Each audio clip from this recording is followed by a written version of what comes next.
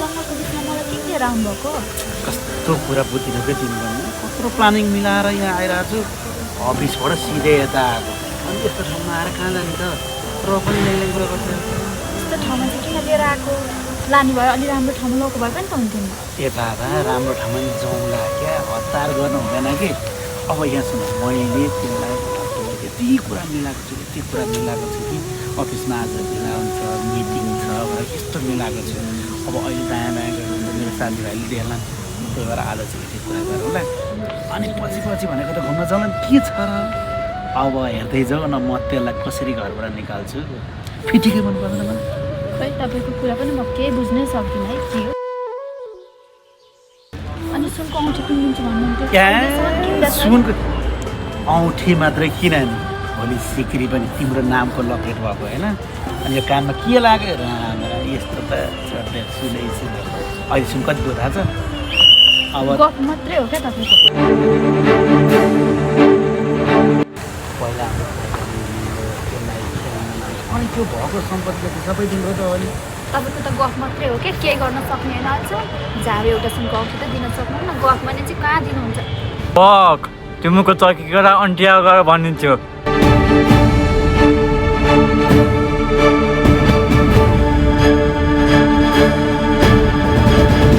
Aunty हजुरको बुढाबा अर्कै केटीसँग बोल्नु भएको के भन्छ यो नचाहिने कुरा हो के छिटो हिँड्नु के भन्छ यसले? अरे पर अब सबै कुरा छोडिदियो क्या मलाई त आजभोलि तिमी यति राम्रो लाग्छ कि पहिलाको भन्दा झन् राम्रो हुँदै आएको छु यसको रात चाहिँ के हो नि अन्टी हेर्नु न हजुरको बुढा चर्कीबाट राम्री घरकै श्रीमती राम्री नदेख्ने बाहिरको नटबरीसँग राम्री लाउने नराम्री मलाई देखेको भनेको त यहाँ यस्तो पो तार छ कस्तो कुरा गरे अफिसको मान्छे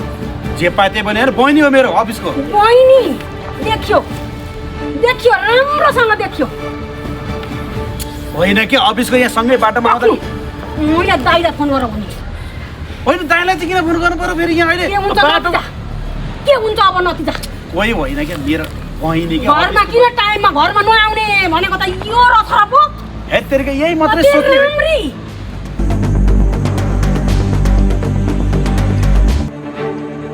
दाइलाई फोन गर तुरुन्त बोल्छु हे पर्दैन के दाइले हे तिला नपर तिले फेरि नाटक मैले यहाँ मोबाइल कता भन्छ तेरि नगर न के भन्नु त्यो दाइले एकदमै गाली गर्छु क्या कति भएको छ आजसम्म दाइले सोएर बसेका थिए अब के गर्दा रहेछन् तिमीले त्यतिखेर थाहा पाउँछ मैले फोन गर्छु दाइलाई अब त कति भएको छ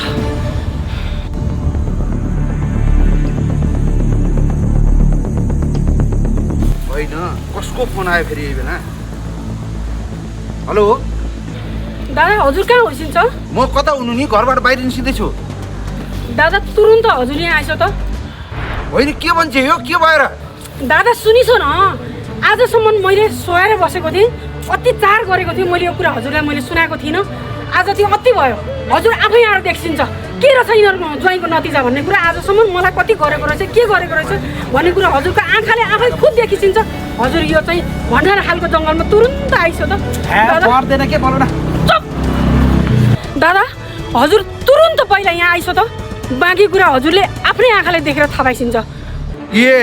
भनेपछि तिनले आज पनि केटी लिएर बसेका छन् फोन राखेँ दादा मैले एकदम छिटो दादा प्लिज दादा के फोन गरिरह भने अहिले बेकरमा आएर तिमीले कराउँछन् होइन कि अब साथी अफिसको हो कि पारेर पर्छ यो हैजाले गर्दा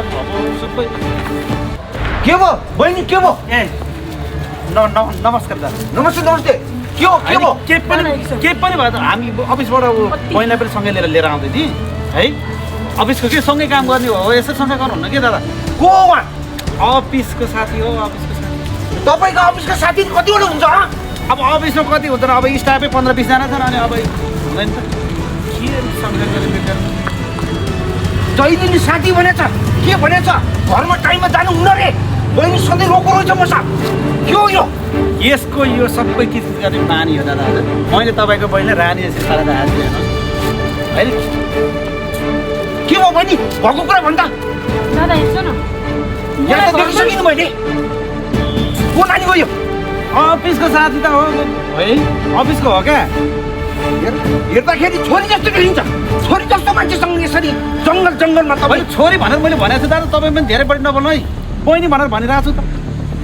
अफिसको बहिनी हो के तपाईँको यो नाटक अति भइसक्यो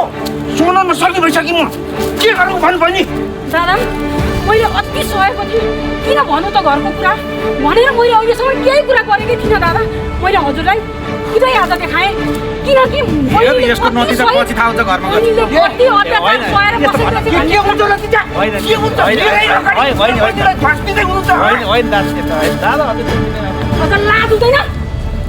लाज शरम केही नपचा अझ यसो अरे अफिसको मान्छे हो यसो लिभ दिएर परसँग पुऱ्याइदिनु सँगै घरसँगै लिफ्ट यो एक गोते तैँले के देखाइदिस् भन्दा दुइटाको कुरा गरेको देखेको थिएँ नकरा के कुरा गरेर जे पनि बोल्दो रहेछ यो पनि के कुरा गरेको थियो तैँले सुनिस् अब गरे भए पो सुन्नु त केही पनि कुरै गरे होइन यसले फेरि काँड दिएको फेरि यो हैजाले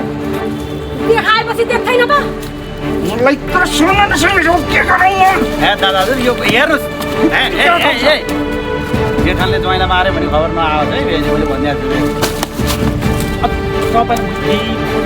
के दादा तपाईँले मेरो बानी थाहा होइन त म त एक नारी कर्मचारी मान्छे थाहै छ त अहिले तपाईँको पहिला मैले कस्तो पालेको छु ऊ त बहिनी हो लिएर आएको अब यो बाटोमा